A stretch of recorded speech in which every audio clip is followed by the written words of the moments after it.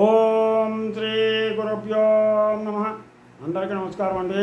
ఈరోజు మనం ఐశ్వర్య యోగం శ్రీ లలితాపరాపతారిక అమ్మవారి యొక్క 58వ నామం గురించి, ఆ నామం మహిమ ఫలితం గురించి తెలుసుకుందాం. ముందుగా గణేశ ప్రార్థన. శుక్లాంబరధరం విష్ణుం శశివర్ణం చతుర్భుజం ప్రసన్నవదనం ధ్యాయే సర్వవిఘ్నోపశాంతయే. గురుబ్రహ్మ గురుర్విష్ణు గురుర్దేవో మహేశ్వరః గురు సాక్షాత్ పరబ్రహ్మ తస్మై శ్రీ గురవే నమః. ఓం ఐం హ్రీం శ్రీం శ్రీ మాత్రే నమః. ఓం ఐం హ్రీం శ్రీం శ్రీ మాత్రే నమః. హరి ఓం. ఐశ్వర్యయోగం 58వ నామం లలితాపరాపతారిక అమ్మవారి యొక్క 58వ నామం యొక్క మహిమా ఫలితం గురించి తెలుసుకుందాం. ఓం పంచబ్రహ్మాసనస్థితాయై నమః. ఓం పంచబ్రహ్మాసనస్థితాయై నమః. ఓం పంచబ్రహ్మాసనస్థితాయై నమః. ఓం ఐం హ్రీం శ్రీం ఓం పంచబ్రహ్మాసనస్థితాయై నమః. ఓం ఐం హ్రీం శ్రీం ఓం పంచబ్రహ్మాసనస్థితాయై నమః. 5 బ్రహ్మలతో తయారు చేయబడినటువంటి మంచం వంటి ఆసనంపై అమ్మవారు కూర్చుని ఉంటుంది. సద్యోజాతం, వామదేవం, అఘోరం, తత్పురుషం, ఈశానం. ఈ 5 కూడా ఇవి. మళ్ళీ చెప్తున్నాను చూడండి. 5 కోట్లు. సద్యోజాతం, వామదేవం, అఘోరం, తత్పురుషం, ఈశానం. ఈ అనబడే 5 తలలు శివునికి ఉంటాయి. 5 తలలు శివునికి ఉంటాయి. వీటి నుండి నమశివాయ అనే మంత్రాలను తయారు చేసి లోకానికి అందించాడు శివుడు. ఈ 5 తలల నుంచి నమశివాయ. అందుకనే ఓం నమశివాయ, ఓం నమశివాయ. ఇలాగ మనం ఈ నమశివాయ మంత్రానికి అంత గొప్ప మహత్వం ఉంది. ఈ 5ంటిని తాను స్వయంగా సృష్టించినటువంటి పంచభూతాలలోని మొదటి అక్షరాల కూర్పు ద్వారా ఏర్పాటు చేశాడు. 1 నభము అనగా ఆకాశం, 2 మరుత్తు అనగా వాయువు, 3 శిఖి అనగా అగ్ని, 4 వారి అనగా నీరు, 5 జ్యా అనగా భూమి. వీటిలో మొదటి అక్షరాలు అన్నీ కలిపితే నమశివాయ అనేటువంటి మంత్రం ఏర్పడింది. వీటిని పంచబ్రహ్మలు అంటారు.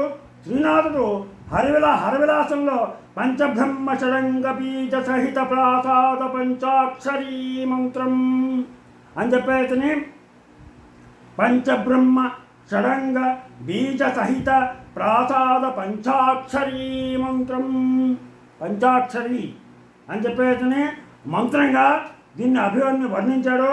ఈ మంత్రంపై అధిష్ఠించే తల్లి శ్రీ లలిత. అంటే ఆమె శక్తి ఎటువంటిదో చూడండి. ఇక మరొక అర్థం కూడా మనం చెప్పచ్చు. ఎలాగంటే శ్రీ దేవీ భాగవతంలోని మంత్రపంలో బ్రహ్మ విష్ణుచ్చ రుద్రచ్చ ఈశ్వరచ్చ సదాశివ ఏతే పంచకులాః ప్రోక్త పలకస్తు సదాశివ అని చెప్పేసి ఉంది. దేవీ భాగవతంలో మంత్రపంలో ఇలా ఉంది. ఎలాగంటే బ్రహ్మ విష్ణుచ్చ రుద్రచ్చ ఈశ్వరచ్చ సదాశివ ఏతే పంచకులాః ప్రోక్తాః పలకస్తు సదాశివ అని ఉంది. అనగా అమ్మవారు కూర్చున్న మంచానికి బ్రహ్మ, విష్ణువు, రుద్రుడు, ఈశ్వరుడు అని పిలువబడే 4 కోళ్ళు, మంచం కోళ్ళు కాగా మధ్యలో ఉండేటువంటి బల్ల సదాశివుడు. 5 మధ్యలో ఉండేది సదాశివుడు. ఈ 5గురిని కూడా పంచబ్రహ్మలు అంటారు. ఇటువంటి వారితో నిర్మింపబడినటువంటి అత్యంత విశిష్ట ఆసనం మీద అమ్మవారు మనకు కూర్చొని దర్శనమిస్తుంది. కాబట్టి అమ్మకన్నా గొప్ప శక్తి మరొకటి లేదు. అందుకనే అమ్మకంటే వేరే శక్తి ఏది లేదు. ఆ లలితాపరాపతారిక అమ్మవారి యొక్క శక్తి అటువంటిదని చెప్పేసి మనం గ్రహించాలి. ఈ 5 అనగా బ్రహ్మ, విష్ణు, రుద్ర, ఈశ్వర, సదాశివులు 5 పనులను చేస్తూ ఉంటారు. వారి చేత ఆ పనులను చేయిస్తూ వారిని అనుగ్రహిస్తూ ఆ పనులలో లోపం లేకుండా చూసేటువంటి తల్లి అమ్మవారు. ఆ 5 చేత అన్ని పనులు చేయిస్తూ ఎలా చేస్తున్నారో చూస్తూ వాళ్ళని దాంట్లో లోపం ఏం రానివ్వకుండా చూస్తూ చల్లగా కాపాడుతూ ఉంటుంది అమ్మ, ఆ లలితాపరాపతారిక. అందుకని అమ్మవారిని అద్భుత కాంతి స్వరూపిణిగా చెక్కలుగా మన పురాణాలు వర్ణించాయి.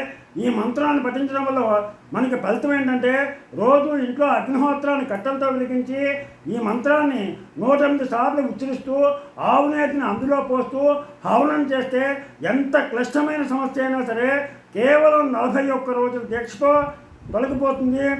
అలాగే ఆవునేతితో దీపారాధన చేసి అమ్మవారి ఎదురుగా దీపాన్ని ఉంచి అది ఆరిపోకుండా చూసుకుంటూ 9 రోజుల పాటు రోజు 1008 సార్లు ఈ మంత్రం జపిస్తే ఎంత చిక్కుముడి అయినా సరే విడిపోయి చివరకు జైలు పాలైన వాడు కూడా బయటకు వస్తాడు. 1008 సార్లు పఠించాలి. 1008 సార్లు 9 రోజుల పాటు పగలు రాత్రి కూడా తేడా లేకుండా 9 రోజుల పాటు పూర్తిగా దీపం కొండెక్కకుండా దీన్ని కనుక పఠించినట్లయితే జైలుకి పాలైనటువంటి వాడు కూడా వాడు జైలు నుంచి విముక్తుడై బయటికి వస్తాడు. ఈ మంత్రాన్ని నిత్యం 11 సార్లు జపించేటువంటి వాళ్ళకి ఏ సమస్యలు రావు, వచ్చినా కూడా ఇట్లే తీరిపోతాయి. ఇది ఈ అమ్మవారి యొక్క 58వ నామం యొక్క ఫలితం. ఓం పంచబ్రహ్మాసనస్థితాయై నమః. ఓం పంచబ్రహ్మాసనస్థితాయై నమః. ఇలాగ 58వ నామాన్ని పఠించి మీరందరూ కూడా మీ కోరికను తీర్చుకుంటారని ఆ అమ్మవారి కృపా కటాక్ష వీక్షణాలకు పాత్రలు అవుతారని ఆశిస్తూ, మీకు నా ఛానల్ కనుక నచ్చితే సబ్స్క్రైబ్ చేయండి, అలాగే లైక్ చేయమని కోరుతూ మీ రాపాకు వెంకట ప్రభాకర్.